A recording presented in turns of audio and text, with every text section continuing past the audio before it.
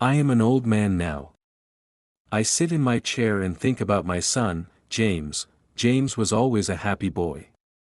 He smiled every day and loved playing with the other children in the village, but James was different. On the outside, he looked healthy. But inside, his heart had a problem. When James was small, he ran and played like the other kids. But as he grew older, he started getting tired quickly. While the other children ran around, James had to sit and rest. I knew something was wrong. So, I took him to the doctor. The doctor looked serious and gave me very bad news. James's heart is weak, he said. He doesn't have much time. I couldn't believe it. My heart felt like it broke into pieces. How could this happen to my son? The boy I loved so much might not live for long. We tried everything to help James, but nothing worked. The doctor finally said, there is only one hope, a new heart. But getting a new heart was very difficult. Many months passed, and I became more and more afraid. What if we never found a heart in time? Then, one day, we heard about a man. He was very old, but his heart was still strong. He had no family and wanted to help. He offered to give his heart to James. When I heard this, I felt a little hope again. But I was also afraid. The doctor said the surgery would be very hard. James might not survive. I held James's hand and told him, "We will try. We will do our best." James smiled at me, but I could see the fear in his eyes. He was scared. I was scared too. We both knew this was our only chance. The day of the surgery came. It was a cold morning. The hospital was quiet. I held James's hand as we walked to the operation room. He looked up at me with his big eyes and asked softly, "Dad, will I be okay?" I smiled, but inside I was shaking. I wanted to say, yes, but I didn't know what would happen, so I said, "We have to believe in the doctors, James. They will do their best." The doctors took James away. I watched him go, and my heart felt heavy with fear. I waited in the waiting room. Time moved so slowly, I couldn't stop thinking about him. Would he survive? Would I ever hear his voice again? Hours passed, then finally, the doctor came to me. "The surgery was hard," he said, "but we did it. James is alive." I felt like a mountain was lifted from my chest. My son was alive, but the doctor also said, "James is very weak. He may not wake up soon. His body needs time to heal."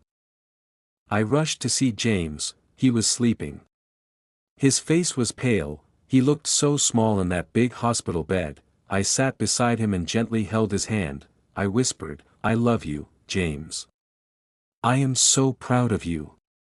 The next few days were full of fear. James didn't wake up. The doctors gave him medicine to help, but he was still very weak.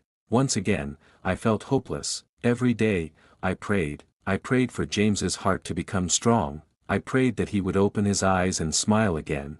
I didn't want to lose him. I couldn't lose him. I loved him too much. Days passed, but James still didn't wake up. I stayed by his side every moment. The doctors tried everything they could, but nothing changed. My heart was breaking slowly. One day, an old man came to the hospital. He was very kind and gentle. He asked to speak with me. "I know you're going through a very hard time," he said softly, "but I think I can help your son." I looked at him, confused. "How can you help my son?" I asked. The old man smiled. "I've lived a long life. My heart is still strong," he said. "I want to give my heart to your son. It may be his only chance to live." I was shocked, but "You're very old," I said. "Your heart must be weak. How can you do this?" He looked at me with warm, gentle eyes. "I know I'm old," he said, "but my heart is still good. I've lived my life. I want James to live his." I didn't know what to say. I couldn't believe what I was hearing. This man, a stranger, wanted to give his heart to my son. It felt like a dream, but he was serious. He gently said, "Please think about it." The doctors examined him and agreed to try the heart transplant. It was a very hard decision. I was scared. The doctor told me, there is only a small chance that it will work. But it was the only chance we had. That night, the old man stayed in the hospital. He was ready to give everything, his life, for my son. I sat beside James, holding his hand tightly. I whispered, "Please come back to me, James, please come back to us." The surgery was planned for the next morning. I couldn't sleep, all night. I thought about the old man, about my son, about this one last chance we had. I hoped, I prayed, and I waited for morning. The next morning, the surgery began. The doctors worked quickly and carefully. I sat in the waiting room. My heart was racing. I couldn't stop thinking about the old man. He gave us this chance. But would it be enough? Would it work? Hours passed, but to me, it felt like days. I couldn't sit still. I stood up and paced the floor, back and forth. I wanted to know what was happening inside, but the doctors said nothing. I had to wait. Finally, after what felt like forever, a doctor walked into the room. He looked very tired. But he had a small smile on his face. "The surgery was a success," he said. "Your son is alive." I couldn't believe it. Tears filled my eyes. "He's alive?" I asked, my voice shaking. "Yes," the doctor said, "he will need time to recover, but the heart is working well." I started to cry, tears of joy. A huge wave of relief washed over me. I wanted to run to my son's room, but the doctor gently stopped me. "He is still weak," he warned. "He needs rest." I nodded. I didn't care how weak he was. All that mattered was this: my son was alive. I walked slowly to James's room, my heart full of hope. When I entered, I saw him lying in bed. He was still pale and weak, but his chest was rising and falling. He was breathing. The doctors had done it. The old man had given us the gift of life. I sat beside James and gently held his hand. "I'm here, son," I whispered. "You're going to be okay. You're going to be strong again." As I sat there, my thoughts turned to the old man. He had saved my son's life.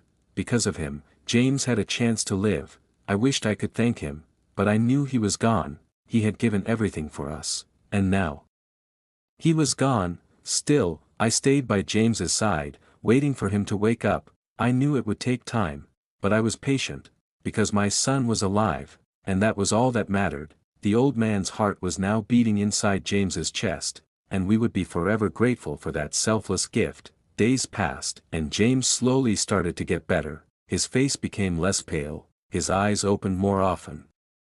I watched every tiny change with hope. The doctor said he was healing well, but I could see it in James's eyes too. He was getting stronger, each day, a little more. One morning, James smiled at me. It was the first time since the surgery, a weak smile. "But a smile, Dad," he said softly. "I feel different." I held his hand tightly. "What do you mean, son?" I asked. "I feel better," he said. "I can breathe easier.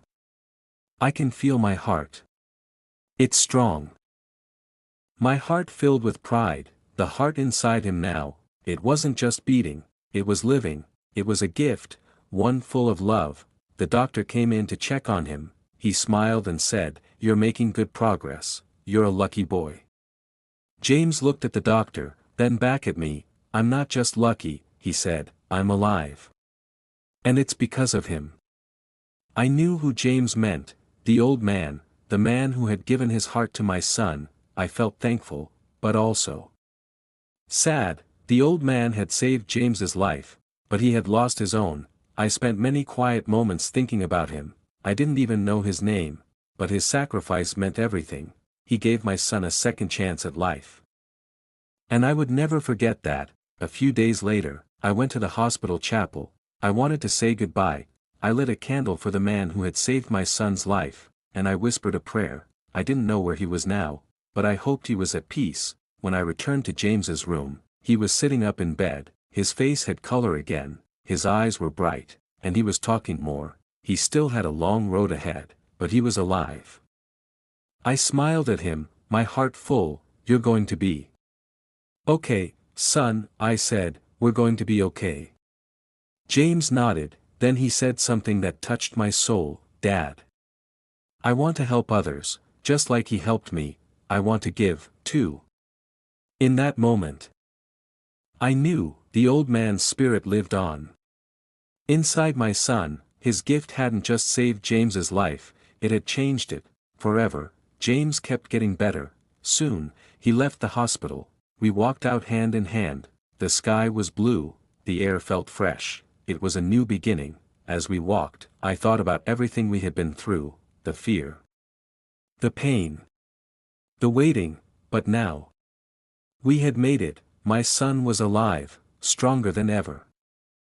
The road ahead wouldn't be easy, but now I believed that nothing was impossible. James had been given a heart, and now he wanted to give back. Days turned into weeks. James's health improved more and more. He went back to school, he laughed, he played, he was just like any other boy, but he never forgot the old man. Every day, James thanked him, silently, and every year, on the day of his surgery, we visited the old man's grave. We brought flowers, said a prayer. James would talk to him as if he were still there. "I'm doing it, Grandpa," James would say.